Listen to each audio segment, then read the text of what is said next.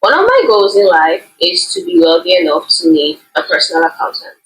But until then, I am going to do my own finances.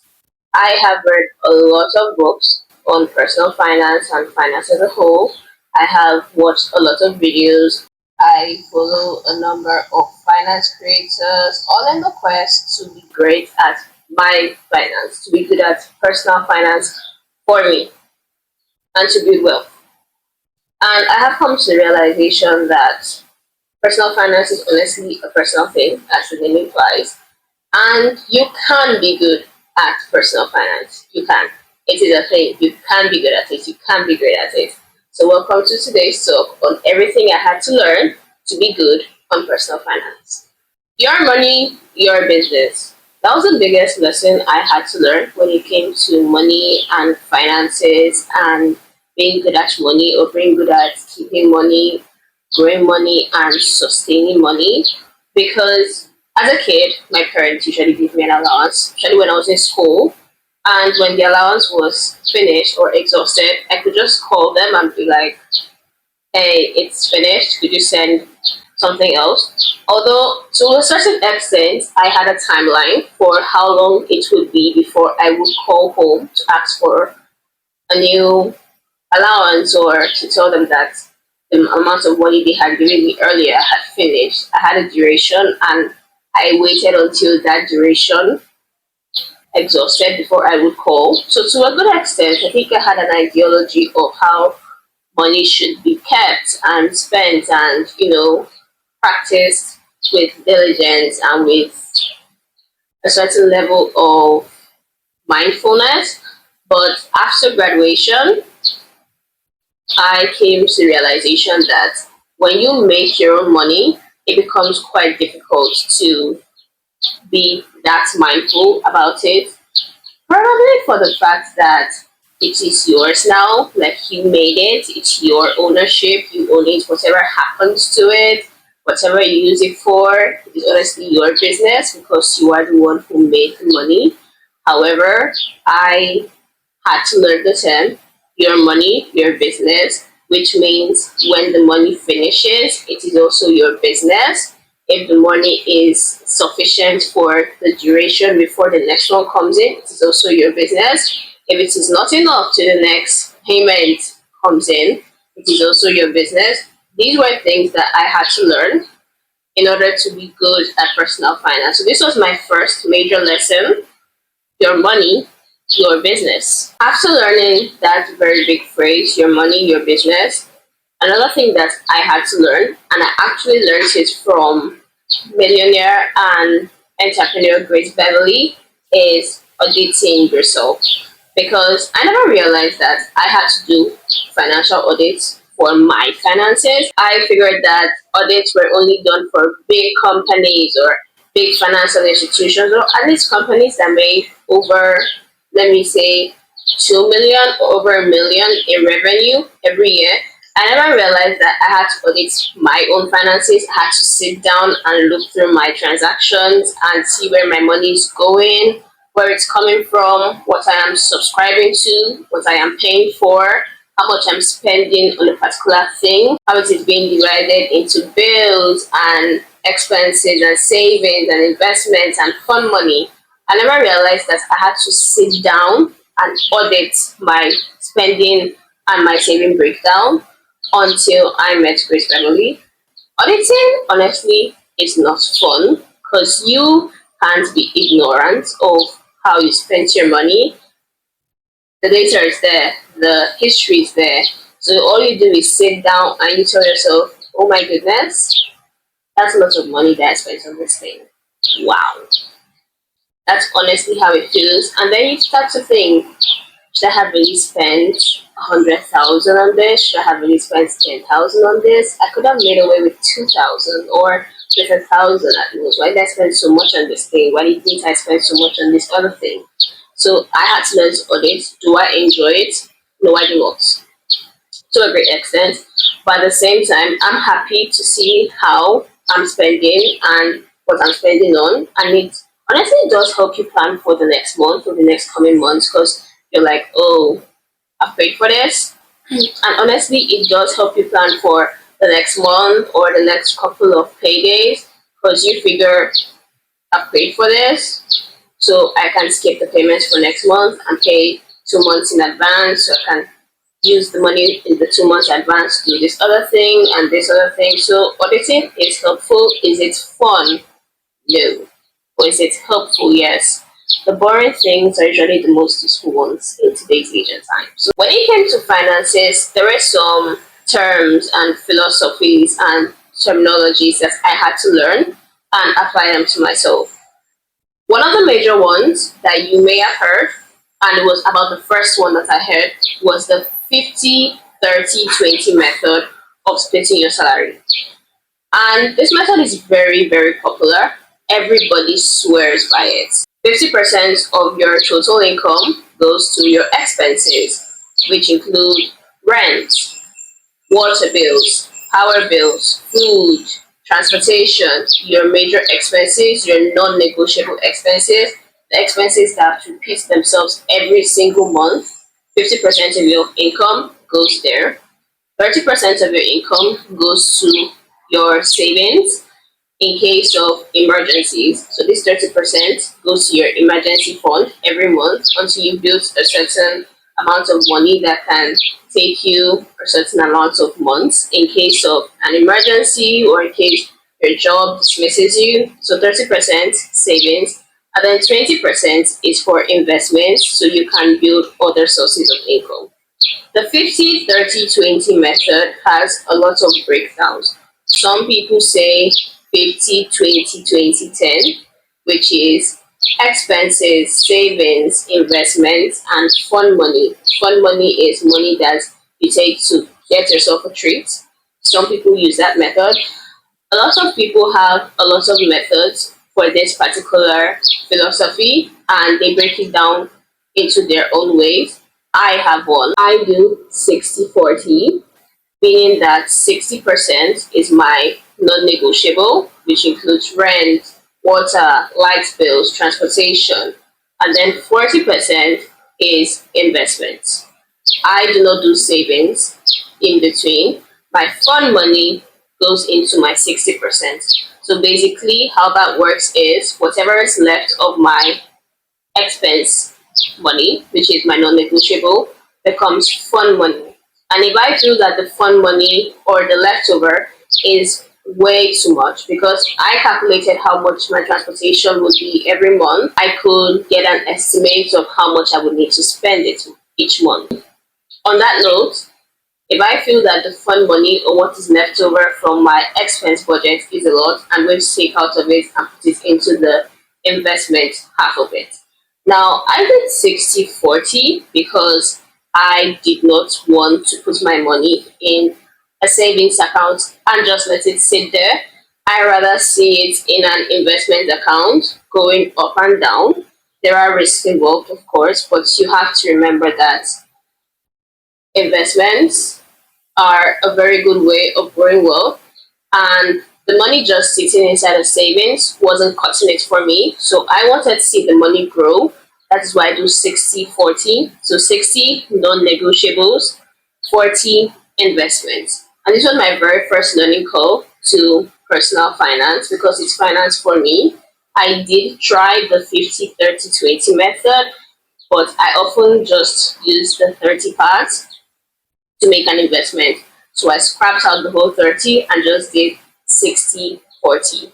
And it worked very, very well for me. Another thing that I learned to be good at personal finance was how to be frugal chic. And this particular philosophy came from McGraff. She is a finance content creator and she's one of the very best out there actually. Now, Mia believes that you do not need to spend money on a lot of things in your year or your fiscal monetary year. Basically, her philosophy states that you should be frugal, which means spend less in things that are not important, and then you should spend more or spend really well on important things. To break it down, Mir gives the example of clothing. Mir believes that rather than spend $100 on thrift clothes and get about 10 pieces of clothes from a thrift store, you should take that same $100 and get 4 to 5 pieces that's a good quality and will last you way longer than the clothes from a thrift store will last you. When I first heard Mia's philosophy, I was in doubt, mainly because I actually do buy clothes from thrift stores and they do last me a couple of years, to be very honest. But I understand where she's coming from, especially because we're in the age of overspending and overbuying and waste, that is, fashion waste, clothing waste. Fast fashion is very rampant in today's world. So I do understand where Mia's philosophy comes from, and it's actually quite smart. In line with her philosophy, I have actually spent less on clothing, particularly this year. I haven't bought clothes this year. So that should say a lot about what I think about her philosophy. I do have a plan to buy, but I aim to buy clothing that I will wear for the next 4 to 5 years actually.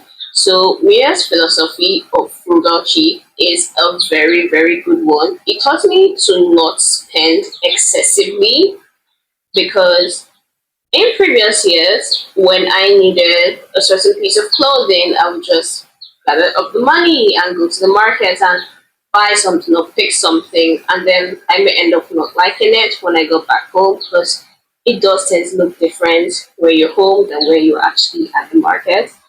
I will end up not liking it, or I'll wear for like a month or at most a year, and then I'll be like, oh, it's not my size anymore, or I don't like the style anymore, so I'm going to give it out to charity. Maya's philosophy taught me that I do not need to excessively spend. I could simply sit down, look at what I want to buy, create a whole list of things that I deem important, and then ask myself how much I'm willing to spend on this and see if the money that I'm spending is going to be worth it in the long run. Her philosophy is a very beautiful one, I have to say. It is more of spend now, save later, and it makes a lot of sense. She does say to be frugal, which means do not spend excessively and do not spend on things that are not important. Spend sparsely, but she does also highlight the importance of spending well or spending right when you need things that are very important and will save you money in the long run. Another thing I had to learn to be good at personal finance was understanding Isobel Lorna's philosophy of save the pennies and the Porsche will buy itself. This is something that we say a lot in Nigeria, where I'm from, but we don't say the Porsche will buy itself. No, we say more of save the pennies and one day it's be enough to do what you want to do. But Isabel's philosophy is a very true reflection of her as a person, which is why I like it. Isabel had a Kia, that was the car she was driving, and she wanted to buy a Porsche. Now, in true Nigerian fashion, where I am from, we would normally upgrade from a Kia to perhaps a Camry or a Lexus to perhaps a BMW or a Mercedes Benz before we get to the Porsche. But Isobel upgraded from a Kia straight to a Porsche. She said that she knew what she wanted and she wasn't willing to get anything in between. She simply just wanted to get her Porsche and she got it. Her philosophy, save the pennies and the Porsche will by itself, is not necessarily about saving the pennies. It is about telling yourself or making sure you know what you want and then doing everything you can to make it a fulfillment. And that is a very great finance advice when it comes to savings and investments. Isabel's philosophy taught me that I do not have to settle for the in betweens. I can simply aim for the goal, which isn't something that we are taught in today's time or in today's world or where I am from. We're taught to go step by step and upgrade till we finally get what we want, which isn't a bad thing when you think about it. But Isabel taught me, or she showed me, that it is possible to go from A to Z without jumping through D, H, and O. Her philosophy is brilliant. And let's be honest, she probably didn't take pennies to buy a Porsche, truth be told. She saved a lot of money, she worked very hard, she made investments, and everything paid off, and she was able to buy her Porsche. Now, when I look at her philosophy, it is very in line with me and McGraff's philosophy of Frugal Chic, because she spent a good amount of money for what was going to save her money in the long run, and she spent sparingly within the time that she wanted to buy her Porsche. She didn't buy any other car, mind you. She saved up, rode her Kia for over 6 years, and finally saved up to buy her Porsche. Her philosophy is one of the very best that I've seen when it comes to saving and working towards your goal, or a certain goal when it comes to your finances. And I think I really just needed that lesson, because it's not something that I see around me or every day. It is a very rare one, and I truly did enjoy learning about it and understanding what she truly meant by save the pennies and the Porsche, right? So when it comes to the rich or wealthy people or rich people, there are certain finance tactics that they use to make themselves very good at personal finance for themselves. Now, mind you, I am not a rich person. I'm a very average individual with a very average salary.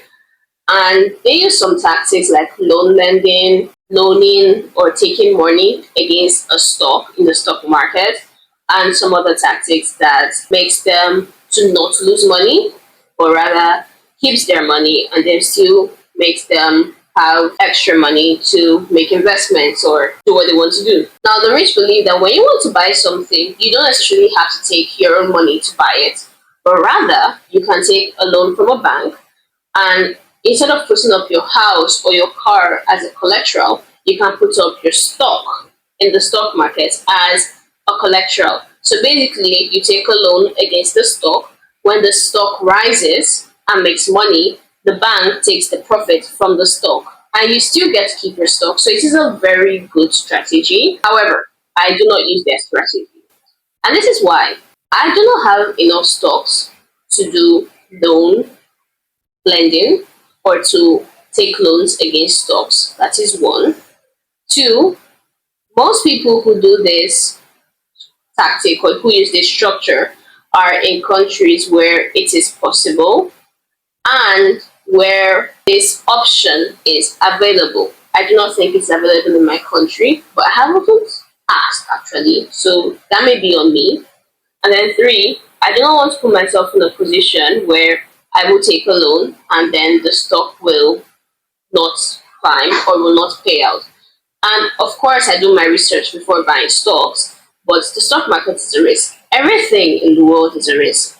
And truly, you can never predict where your risk is going to land, on what side of the table, mainly because you are not the owner of the company, which I am not. So all these and more, I simply do not use the loan tactic. This isn't the only tactic or strategy used by the rich that I do not use, but this is the most common seen one that I know of, and I do not use it. A lot of people believe that even some, well, I don't want to use the word wealthy, but some well-to-do people, even some well-to-do people use this strategy where if they want to buy a car, they take a loan and then they simply service the loan. But I think that if I have the money to buy something, I'd rather just buy it with my money rather than take a loan. And I am one of those people that would rather pay off their debt at once rather than service it over time, in as much as interest rates may differ or may not increase. I do not like owing money. I do not enjoy it. So I try very hard just to get it off my plate and focus on my own finances. Everybody has their way of doing finances. This is simply mine. So I do not like the loan method. It is not for me. That is the major reason why I do not use it. And it is a strategy that a lot of people use for their finances. I personally do not use it. And it was something that I had to learn and tell myself that I am not going to use this, or I will not be using this anytime soon, simply because I do not like the concept of loans. And of course, do you need loans sometimes? Do you need help? Yes, you do. And when the time comes, I will sit down and relook at my stance or my take on this thing and tell myself it is not so bad. But as of right now, where I am currently in my finances, I will not be using the loan method. I mentioned earlier that Grace Beverly taught me about auditing my finances. She has two methods. She has weekly audits and she has monthly audits. Now, weekly audits are basically you sitting down on a Friday or on a Sunday and just going through your expenses or your transactions for the week. But monthly audits are you sitting down and looking at your whole spending and saving transaction for the month. And these two have their purposes. Weekly audits are very good because they're closer to the time of spending. You can really sit down and understand what you've been spending on. But monthly audits give a broader picture of how you spend your money across the month. Where did you have the most money? Where did you struggle at? What did you do when you were struggling? Why didn't the money last? How steep was the incline of cash flow? So monthly audits, weekly audits, finance audits. That was one of the greatest finance lessons that I learned, and I learned it from Chris Beverly. Something that I have come to the conclusion of is to be happy about where I am with my finances. I have learned that you have to make peace with your money while you're aiming for more money. I once watched an interview and someone said that we will always have expenses. Your aim isn't to reduce your expenses because they will always be there. Your aim in your finances is to make more than your expenses. And that is such great financial advice.